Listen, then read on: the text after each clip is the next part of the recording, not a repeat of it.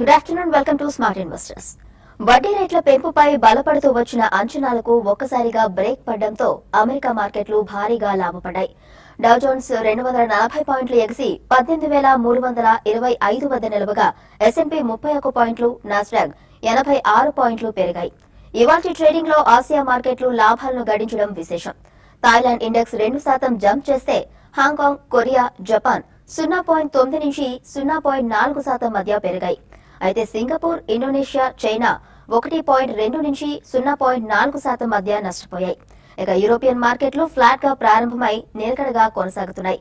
ఫుట్సీ 5 పాయింట్లు నష్టపోగా డాక్స్ 8 పాయింట్లు, క్యాక్ 2 పాయింట్స్ తో స్వల్ప లాభాల్లో కొనసాగుతున్నాయి. ఇక మన మార్కెట్ల విషయానికి వస్తే ఇవాళ బక్రీద్ సందర్భంగా సెలవు. మార్కెట్ల ట్రెండ్ మారడంతో రేపటి మన ఇండెక్స్ లు లాభాలతో మొదలయ్యే అవకాశం ఉందని అనలిస్టులు చెప్తున్నారు.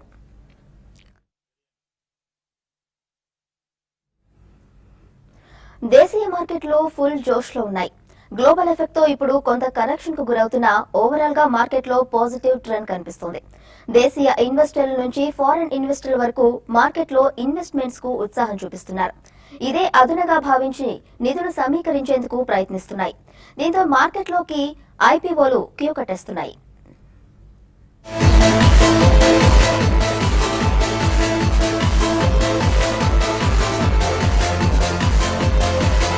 దేశీయ మార్కెట్లలో ఐపీఓ సీజన్ నడుస్తోంది. ప్రతి నెల 2-3 కంపెనీలు ఐపీఓ సబ్స్క్రిప్షన్ కు వస్తున్నాయి.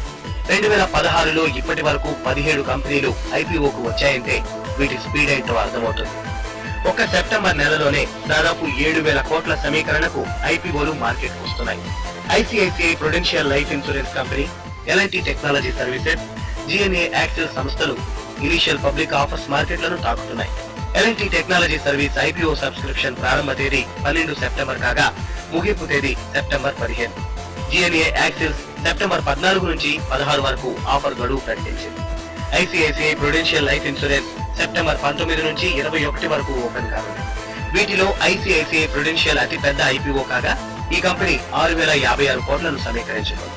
ఎల్ఎన్టీ టెక్నాలజీ 894 కోట్లకు, జిఎన్ఏ యాక్సిల్స్ 130 కోట్లను సమీకరిస్తుంది.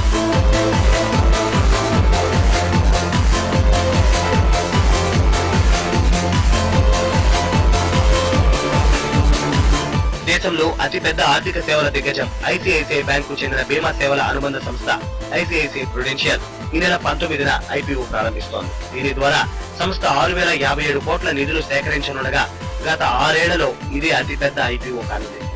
ఇష్యూ ప్రైస్ బ్యాండ్ ను 300 నుంచి 334 రూపాయలుగా ఐసిఐసిఐ ప్రుడెన్షియల్ నిర్ణయించింది. ఈ ఐపీఓ ద్వారా సంస్థ 18,13,41,058 ఈక్విటీ షేర్లను విక్రయించనుంది. వీటిలో 10% షేర్లను ఐసిఐసిఐ బ్యాంక్ కోసం కేటాయించారు.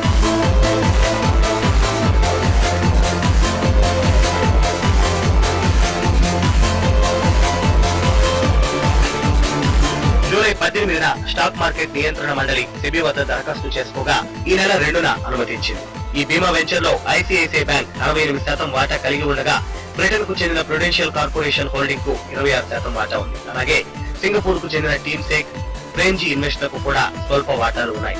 ప్రభుత్వ రంగ సంస్థ కోల్ ఇండియాలో 2010లో ఐపీఓ ద్వారా 15,000 కోట్ల భారీ స్థాయిలో నిధులను సేకరించింది. ఆ తర్వాత ఇదే అతి పెద్ద ఐపీఓ.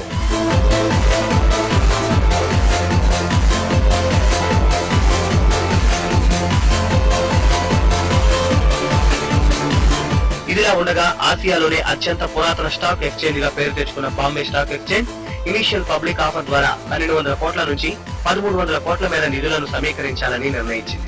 ఈ మేరకు securities and exchange board of ఇండియాకు ముసాయిదా పత్రాలను సమర్పించింది. ప్రస్తుతం ఉన్న షేర్ హోల్డర్లే బీఎస్ఈ ఐపీఓ ద్వారా నిధులను రాబట్టే పనిలో పడ్డారు. ఈ ఆఫర్ ఫర్ సేల్ ద్వారా సుమారు 3 కోట్ల షేర్లను విక్రయించనున్నట్లు తెలుస్తోంది. బీఎస్ఈలో మొత్తం 9,855 షేర్ హోల్డర్లు ఉండగా వారిలో 8,559 మంది పబ్లిక్ షేర్ హోల్డర్లు. వీరి వద్ద 55% వాటాలున్నాయి. మిగతా 1,296 మంది ట్రేడింగ్ సభ్యులు, వారి అసోసియేట్స్. ఇప్పటి వరకు మొత్తం 262 మంది వాటాదారులు తమ వాటాలను అమ్మకానికి ఉంచినట్లు తెలుస్తోంది. బీఎస్ఈలో టాప్ 8 వాటాదారులుగా ఉన్న ఎస్జీఎక్స్ సహా వివిధ ఇన్స్టిట్యూషన్ 2.99 కోట్ల వాటాలను ఐపీఓలో భాగంగా అమదర్చాయి. ఇక వాటాలను విక్రయించే వారిలో ఇనాం గ్రూప్ సహా వ్యవస్థాపకుడు నిమిష్ ఎస్ షా, షేర్ ఖాన్, దమాని ఫైనాన్స్ కు చెందిన Ramesh, central broking, MK global, IDBI capital, JM financial తదితర సంస్థలు ప్రముఖులు ఉన్నారు. ఒక్కో వాటా ధర 400 నుంచి 650 మధ్య ఉండవచ్చని తెలుస్తోంది.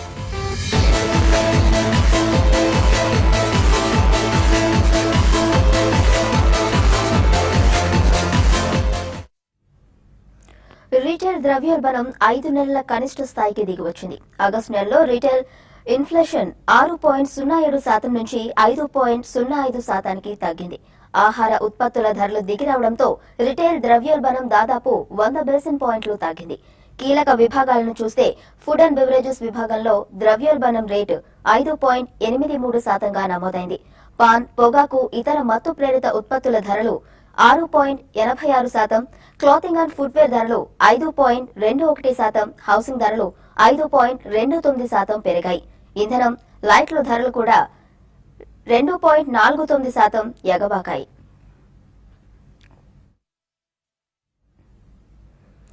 ఇక రీటైల్ ద్రవ్యోల్బణం దిగిరావడంతో కీలక వడ్డీ రేట్లను తగ్గించాలని డిమాండ్ పెరిగాయి. ధరల తగ్గడంతో వడ్డీ రేట్లను కనీసం 0.5% తగ్గించాలని ప్రభుత్వానికి ఇండస్ట్రీ విజ్ఞప్తి చేస్తోంది.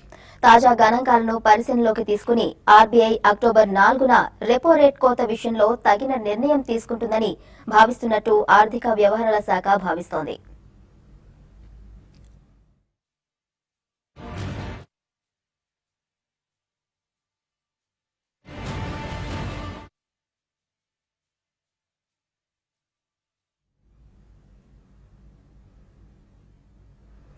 పారిశ్రామికోత్పత్తి రేటు జూలై నెలలో 2.4%కి క్షీణించింది. ఇది 8 నెలల కనిష్ట స్థాయికి పడిపోవడం కాస్త ఆందోళన కలిగించే విషయం. అసలు వృద్ధి లేకపోగా క్షీణతను నమోదు చేసుకుంది. 8 నెలల కనిష్ట స్థాయిలో పారిశ్రామిక వృద్ధి రేటు -2.4%గా నమోదైంది. తయారీ, క్యాపిటల్ గూడ్స్ ఉత్పత్తి పేలవ పనితీరు దీనికి కారణమని ఇండస్ట్రీ వర్గాలు తెలిపాయి. గత ఏడాది జూలైలో 4.3% వృద్ధి రేటు నమోదైంది.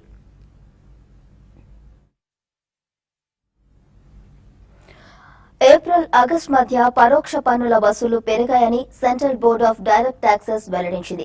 ప్రత్యక్ష పన్నుల వసూళ్లు 15% వృద్ధితో 1.89 లక్షల కోట్ల రూపాయలకు చేరాయని తెలిపింది.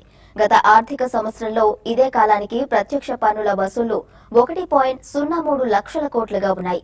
Central excise, service tax, customs కలగలిసిన పరోక్ష పన్నులు 27.5% వృద్ధితో 3.36 లక్షల కోట్లను సాధించినట్టు తెలిపింది. ప్రజలు ఎంతో ఉత్కంఠంతో ఎదురుచూస్తున్న జీఎస్టీ అమల్లో మరో కీలక అడుగు పడింది. వచ్చే ఏడాది ఏప్రిల్ 1 నుంచి బిల్లును అమలు చేయాలన్న లక్ష్యంతో కేంద్రం చర్యలకు దిగుతోంది. భారత పన్ను విభాగంలో కీలక సంస్కరణగా సగానికన్నా ఎక్కువ రాష్ట్రాలు ఇప్పటికే జీఎస్టీని ఆమోదించాయి.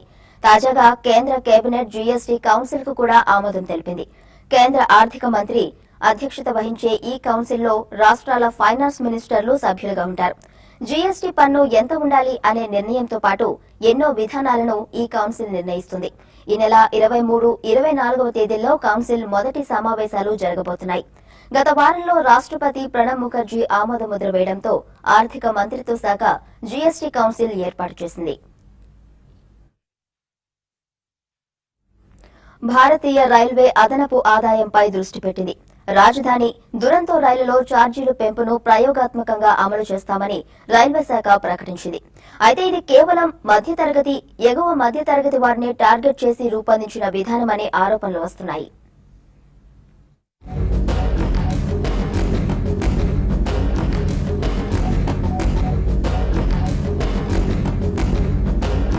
Dynamic pricing, surge pricing, flexi fare system పేరేదైతేనే డిమాండ్ బట్టి టికెట్ల రేట్లు పెంచేసే విధానం ఇది.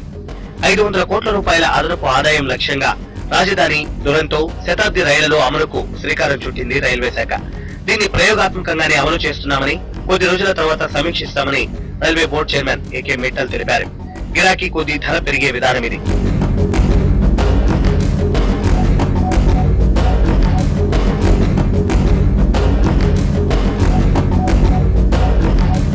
మామూలు రైళ్లలో టికెట్ రేట్లు మామూలుగానే ఉంటాయి.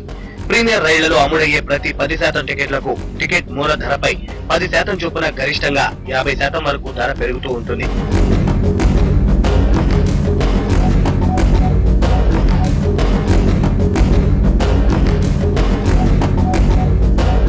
కొత్త విధానం రాజధాని దురంతో రైళ్లలోని second AC, third AC, sleeper, seater క్లాసులకు, శతాబ్ది రైళ్లలో చైర్ కార్లకు మాత్రమే వర్తిస్తుంది. రాజధాని దురంతో రైళ్లలో ఉండే ఫస్ట్ క్లాస్ ఏసీ టికెట్లకు, శతాబ్దిలో ఎగ్జిక్యూటివ్ క్లాస్ టికెట్లకు ఈ విధానం వర్తించదు. అంటే ఫస్ట్ ఏసీ టికెట్ లేదా శతాబ్దిలో ఎగ్జిక్యూటివ్ క్లాస్ టికెట్ ఎప్పుడు కొనుక్కున్నా ఒకటే. అంటే కేవలం మధ్య తరగతి, ఎగువ మధ్య తరగతి వారిని టార్గెట్ చేసి రూపొందించిన విధానం ఇదని ఆరోపణలున్నాయి. అయితే ఈ విధంగా రేట్లు పెంచిన తర్వాత ప్రధాన నగరాల మధ్య రైలు ప్రయాణం కంటే విమాన ప్రయాణ ధరలే తక్కువగా ఉంటున్నాయి. దీంతో విమాన ప్రయాణానికి గిరాకీ పెరగవచ్చని విశ్లేషకులు అంచనా వేస్తున్నారు.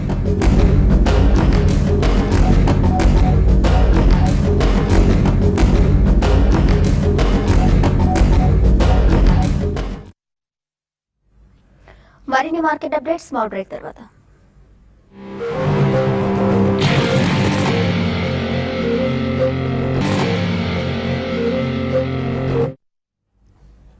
Welcome back. కెయిన్ వేదాంత విలీనానికి లైన్ క్లియర్ అయింది. దీనికి వాటాదారుల ఆమోదం లభించిందని కెయిన్ ఇండియా సంస్థ బాంబే స్టాక్ ఎక్స్చేంజికి సమాచారం ఇచ్చింది. సవరించిన షేర్ల మార్పిడి నిష్పత్తి ప్రకారం వేదాంత టేక్ ఓవర్ కు కెయిన్ ఇండియా వాటాదారులు అంగీకారం తెలిపారు. సవరించిన డీల్ ప్రకారం కెయిన్ వాటాదారులకు ₹10 ముఖ విలువ కలిగిన ఒక షేరు గాను ₹1 ముఖ విలువ కలిగిన వేదాంత షేర్తో పాటు 4 ప్రిఫరెన్స్ షేర్లను 18 నెలల కాలానికి 7.5% వడ్డీ రేటుతో జారీ చేస్తుంది.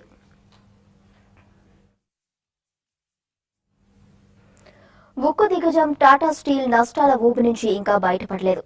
ఈ ఏడాది జూన్తో ముగిసిన తొలి త్రైమాసికంలో కంపెనీ కన్సాలిడేట్ నికర నష్టం ₹3,183 కోట్ల నమోదైంది. ఇది గత ఏడాదితో పోలిస్తే 10 రెట్లు ఎక్కువ. ఇక కంపెనీ మొత్తం ఆదాయం 6% దిగజారి ₹26,406 కోట్లకు పడిపోయింది. ప్రధానంగా లాంగ్ స్టీల్ యూకే లిమిటెడ్ ను 3,296 కోట్ల నష్టానికి గ్రేబుల్ క్యాపిటల్ LLPకి విక్రయించడంతో కంపెనీ నష్టాలు భారీగా పెరిగాయని కంపెనీ వెల్లడించింది.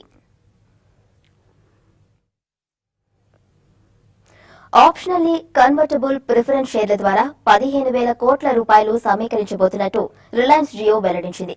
₹10 ముఖ విలువ గల ఒక్కో ప్రిఫరెన్స్ షేర్ కు ₹40 ప్రీమియం వసూలు చేస్తున్నారు. అయితే తాజాగా సమీకరించబోయే ₹15,000 కోట్ల ఎందుకోసం వినియోగించబోతున్నారో అనే విషయాన్ని మాత్రం జియో వెల్లడించలేదు. ఇప్పటికే జనవరిలో ఈ సంస్థ ఇలాంటి షేర్ల జారీ ద్వారా నిధులను సేకరించింది.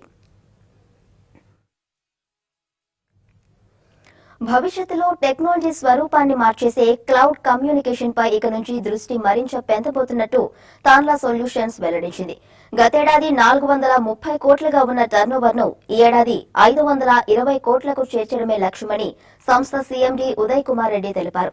హైదరాబాద్ లో జరిగిన వార్షిక సర్వసభ్య సమావేశంలో కంపెనీ భవిష్యత్ ప్రణాళికలను ఆయన షేర్ హోల్డర్లకు వివరించారు.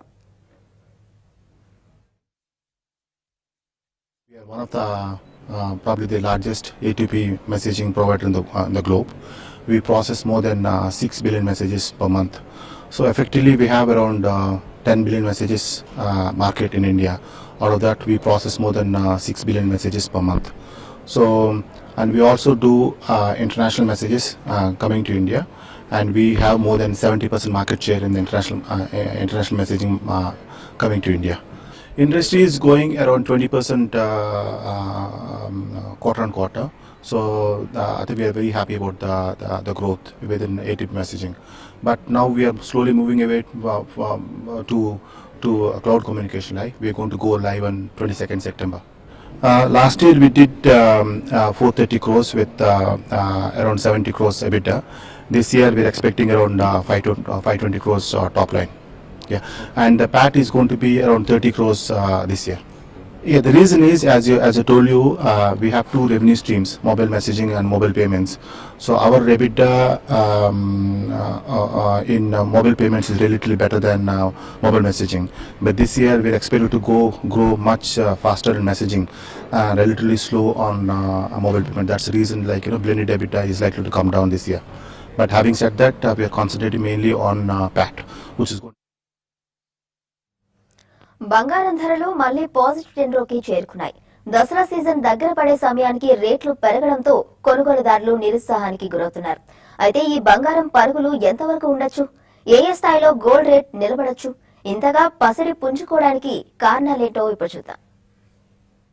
గోల్డ్ ఇన్వెస్ట్మెంట్స్ లో ట్రెండ్ మారిపోతోంది. మనకు ఇతర దేశాలకు పుత్తడిపై పెట్టుబడుల్లో వేర్వేరు పరిస్థితులు కనిపిస్తున్నాయి.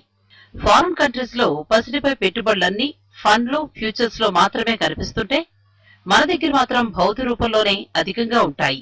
రూపాయితో పోలిస్తే డాలర్ మారకం విలువ దేశీయంగా బంగారం ధరపై అధిక ప్రభావం చూపుతోంది. దీంతో గోల్డ్ పై వచ్చే రిటర్న్లతో పాటు రేట్లు కూడా అనూహ్యంగా మారిపోతున్నాయి. ప్రస్తుతం గోల్డ్ రేట్ 31,900, డాలర్ వైజ్ చూస్తే $1,345 పర్ ఔన్స్ నడుస్తుంది. అలాగే సిల్వర్ చూస్తే 47,686, రూపీ డాలర్ వర్సెస్ రూపీ చూస్తే 67.64 గత 3 నెలలుగా ఇలాగ రేట్లు పెరగడం జరుగుతుంది అనమాట. ఇండియాలో లిక్విడిటీ చాలా తక్కువ ఉంది. ఆ లిక్విడిటీ చాలా తక్కువ ఉండటం వల్ల చాలా మంది ఇంతకుముందు 2013లో ఇన్వెస్ట్ చేసిన బంగారాన్ని ఇప్పుడు లిక్విడేట్ చేసుకోవడం, ఆ లిక్విడేట్ చేసిన బంగారాన్ని వ్యవసాయానికి కూడా ఇప్పుడు ఉపయోగిస్తున్నారు. రేటు బాగుందని అమ్మడం జరుగుతుందన్నమాట. ప్రస్తుతం అందరూ సెల్ పొజిషన్లో ఉన్న లిక్విడిటీ ఇండియాలో చాలా తక్కువ ఉండటం వల్ల ఇది మెయిన్ రీజన్ కింద అనుకుంటున్నాం. రీసెంట్గా హైక్కి ఓన్లీ ఇది బ్రిటిష్ బ్రెక్సిట్ ప్రాబ్లమే అనుకుంటున్నాం. దానివల్ల కొంచెం పెరగడం జరుగుతుంది. చాలా మంది ఈ ఈటీఎఫ్లో ఉంచుకోవడం, మిగతా మార్కెట్ కానీ కంపారిటివ్గా ఈటీఎఫ్ ఉండటం కరెక్ట్గా అనుకుని ఇంకా పెరుగుతుందనే ఉద్దేశంతో ఇంటర్నేషనల్ యుఎస్ లండన్లో అందరూ ఇంకా బాగా పెరుగుతుందని చెప్పి ఇన్వెస్ట్మెంట్ చేయడం కూడా జరుగుతుంది. దశాబ్దానికి పైగా పెరగడమే కాని తగ్గడం అనే మాట లేకుండా పరుగులు పెట్టిన పసిడి 2013లో భారీ కరెక్షన్ కు గురైంది. అప్పటి నుంచి పొడి దొరుకులకు లోనవుతున్న గోల్డ్ కనిష్టంగా ఔన్సుకు $1,050 స్థాయికి పడిపోయింది. ఆ తర్వాత నుంచి మెల్లగా కోలుకుంటూ ప్రస్తుతం $1,315 స్థాయిలో కదలాడుతోంది. ఈ ఏడాది జూన్ చివరి నాటికి $1,370 స్థాయికి చేరినా కొంతమేర దిగొచ్చింది. గ్రీస్, బ్రెగ్జిట్ పరిణామాలతో పాటు అమెరికాలో వడ్డీ రేట్ల పెంపు ఇప్పుడే లేదనే సంకేతాలు వెలువడ్డం, కరెన్సీ ఒడిదుడుకుల కారణంగా సురక్షిత పెట్టుబడి సాధనంగా భావించే పసిడిపై అంతర్జాతీయ మార్కెట్లలో పెట్టుబడులు పెరుగుతున్నాయి. ఓవరాల్ గోల్డ్ ప్రైసెస్ పెరుగుతున్నాయి, ఈవెన్ ద ప్రొడక్షన్ కాస్ట్ కూడా పెరుగుతుంది, where the jewellery is becoming more expensive to a customer to buy. ఇప్పుడైతే ఎక్స్పెక్ట్ చేస్తున్నా మేబీ బై దిస్ క్రిస్మస్ వరకు we can see around $1,450 per ounce అండి. అండ్ ఇండియన్ మార్కెట్ లో సుమారుగా చూసుకుంటే $32,900, $33,000 వరకు ప్యూర్ గోల్డ్ ఉంటుందని ఎక్స్పెక్ట్ చేస్తున్నాం. నెక్స్ట్ 1 month లో మనకు సీజన్ స్టార్ట్ అవుతుంది. వెడ్డింగ్స్, పెళ్లిళ్ళు కానీ అకేషన్ అయితే బంగారం కొనడం తప్పదు. అది $1,000 ఎక్కువ ఉన్నా $1,000 తక్కువ ఉన్నా మనం కొనాల్సిందే. ఎందుకంటే దట్స్ అన్ ఇండియన్ సెంటిమెంట్. పుట్టినరోజు కానివ్వండి, పెళ్లి కానివ్వండి, ఏ అకేషన్ అయినా కానివ్వండి, ఇట్స్ బంగారంతో ముడిపడి ఉంటుంది. సో ప్రైజెస్ వైజ్ చూసుకుంటే వల్ల కస్టమర్స్ కొంచెం డిస్కంఫర్ట్ ఫీల్ అవుతున్నారు. ఎందుకంటే ఒక 3 months కింద చూసుకుంటే గోల్డ్ ప్రైజెస్ 8 to 9% చీపర్ ఉంది. ఈ 3 months లో 9% పెరిగింది. So that's what they comparing. 3 months లో చూసుకుంటే right from 36-37 to it came down to 48. అంటే ఇట్స్ కరెక్షన్ ఇస్ ఆల్మోస్ట్ 20% పెరిగింది price. Silver is also in the hoping figures చెప్పొచ్చు. But we are expecting 48 could be the higher side. It's not going to cross somewhere more than 48 and silver la. మన దేశంలో gold పై invest చేసేవారు ఎక్కువే. అయితే వీటిలో ఎక్కువ భాగం మేలిమి బంగారం బిస్కెట్లు, ఆభరణాల రూపంలోనే జరుగుతున్నాయి. బంగారాన్ని భౌతికంగా కొనుగోలు చేసిన వారు అంత త్వరగా విక్రయించరు. ఫ్యూచర్స్, ఈటీఎఫ్లలో ట్రేడింగ్ కోసం ఇన్వెస్ట్ చేసిన వారు మాత్రమే ధరలు హెచ్చు తగ్గులకు లోనైనప్పుడు అమ్మకాలకు దిగుతారు. అందుకే దేశీయంగా పసిడి ఈటీఎఫ్లపై పెట్టుబడులు తక్కువ కావడంతో పాటు అధిక లాభం వస్తుండటంతో విక్రయాలు పెరుగుతున్నాయని విశ్లేషకులు చెబుతున్నారు. ప్రస్తుతం మన దేశంలో బంగారం ధర $31,500 పలుకుతోంది. దీపావళి వరకు పసిడి ధర 31,000 నుంచి 33,000 స్థాయిలో కొనసాగొచ్చని విశ్లేషకులు చెబుతున్నారు. యుఎస్ ఫెడ్ రిజర్వ్ ఇచ్చిన సంకేతాల ప్రకారం అక్కడి వడ్డీ రేట్లలో మార్పులు ఉండకపోవచ్చనే అంచనాలు డాలర్కు పసిడి రేట్లు ఊపందుకుంటున్నాయి. ఫ్యూచర్లో ధరలు మరింతగా పెరగవచ్చనే అంచనాలకు ప్రస్తుత ప్రపంచ మార్కెట్ల ఆర్థిక పరిస్థితులు ఊతాన్నిస్తున్నాయి. దక్షిణ కొరియా టెక్నాలజీ దిగ్గజం ప్రముఖ స్మార్ట్ ఫోన్ మేకర్ సామ్సంగ్ వినియోగదారులకు క్షమాపణలు చెప్పింది. Samsung jumbo smart phone Galaxy note 7 వాడకంపై శనివారం ఒక ప్రకటన విడుదల చేసింది. బ్యాటరీ పేలుతున్న ఘటనతో ప్రపంచవ్యాప్తంగా 2.5 మిలియన్ల ఫోన్లను రీకాల్ చేస్తున్న సంస్థ చివరికి తమ గెలాక్సీ నోట్ 7 ఫోన్ల వాడకాన్ని నిలిపివేయాలని ప్రకటించింది. మార్కెట్లో శాంసంగ్ రిలీజ్ చేసిన గెలాక్సీ నోట్ 7 ని వాడొద్దని స్వయంగా కంపెనీయే చెప్పేసింది. కొరియాలోని తన ఫోన్ కొన్న కస్టమర్లకు ఈ మేరకు శాంసంగ్ ఓ ఓపెన్ లెటర్ రాసింది. ఇప్పటికే చాలా చోట్ల ఈ స్మార్ట్ ఫోన్ వాడుతుండగానే పేలిపోతుండటంతో కొన్ని ఎయిర్లైన్స్ కంపెనీలు వీటి వాడకంపై నిషేధం విధించాయి కూడా. అలానే అమెరికన్ ఏజెన్సీలు కూడా గెలాక్సీ నోట్ 7 యూజ్ చేయొద్దని చెప్పాయి. ఈ నేపథ్యంలో సాక్షాత్ కంపెనీయే ఇలా ప్రకటించడంతో ఇక దాదాపుగా శాంసంగ్ గెలాక్సీ నోట్ 7 వెర్షన్ మూతపడినట్లే అనుకోవాలి.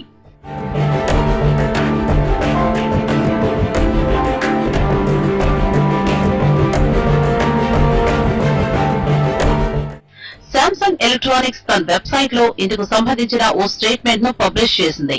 కొరియాలోని తన కస్టమర్ సర్వీస్ సెంటర్లను సంప్రదిస్తే టెంపరీగా వేరే ఫోన్లు కూడా ఇస్తామని చెప్పింది. సెప్టెంబర్ 19 నుంచి కొత్త బ్యాటరీలతో సౌత్ కొరియాలో గెలాక్సీ నోట్ 7 ఇవ్వబోతున్నట్టు కంపెనీ చెప్తున్నా ఆ పని ఇప్పట్లో మొదలయ్యేలా లేదు. ప్రపంచవ్యాప్తంగా ఫోన్ రిలీజ్ చేసిన 2-3 రోజులకే పదుల సంఖ్యలో ఫోన్లు పేలిపోయిన ఇన్సిడెంట్స్ చోటు చేసుకున్నాయి. దీనిపై యుఎస్ ఫెడరల్ ఏవియేషన్ అడ్మినిస్ట్రేషన్ తమకి సంబంధించిన విమానాల్లో ప్యాసింజర్లు గెలాక్సీ నోట్ 7 వాడినట్లయితే ప్రయాణానికి అనుమతించమంటూ ప్రకటించింది. కంపెనీ స్వయంగా చేసిన పరీక్షల్లోనూ 35 ఫోన్లు ఛార్జింగ్ పెడుతుండగానే పేలిపోయాయి. ఈ పరిణామాలన్నింటి నేపథ్యంలో శాంసంగ్ 25 లక్షల గెలాక్సీ నోట్ 7 ఫోన్లను రీకాల్ చేయడానికి నిర్ణయించింది.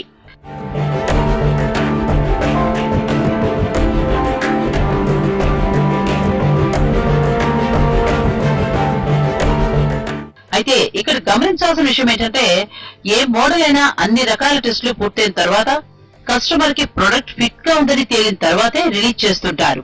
కంపెనీలు కూడా ఇదే విషయాన్ని చెప్తుంటాయి. మరిప్పుడు ప్రతిష్టాత్మకంగా చెప్పుకునే ప్రొడక్ట్లు కూడా ఇలా ఫెయిల్ కావడంతో ఆ ప్రక్రియలపైనే సందేహాలు నెలకొంటున్నాయి. ఇంతకీ ఈ మొత్తం వ్యవహారంలో శాంసంగ్ ది మాత్రమే తప్ప లేక శాంసంగ్ కి బ్యాటరీలు సప్లై చేసిన మరో కంపెనీది తప్ప? ఇదే తేలాల్సింది. ఇదే వాళ్ళ స్మార్ట్ ఇన్వెస్టర్. చూస్తూనే ఉండండి టీవీ5.